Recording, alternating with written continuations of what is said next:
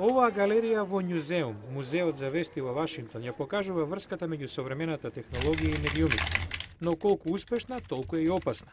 Новите медиуми се ранливи на напади од хакерите кои сакаат да дознаат на што работат новинарите и од каде им се информациите. Стручњаците наведуваат дека покрај печатените цел се и сите други медиуми, но одговорните или не знаат или не обелоденуваат за тоа што се случува. Со хакерски напади се соочува и Гласот на Америка.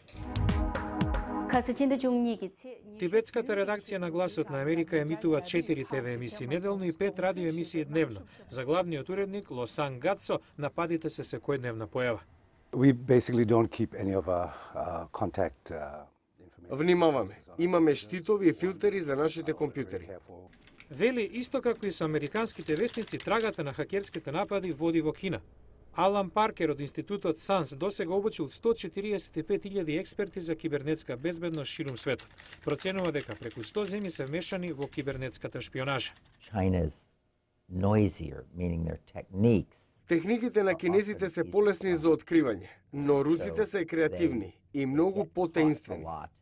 Палер истакнува дека актуелните заштитни системи, како и оние против компјутерските вируси, не се доволни. Вие градите високи ѕидови, тие градат високи скали. Борбата не е со алатки, туку со вештина. Медиумските компании се уште реагираат откако ќе им се случи упад, а не пред тоа.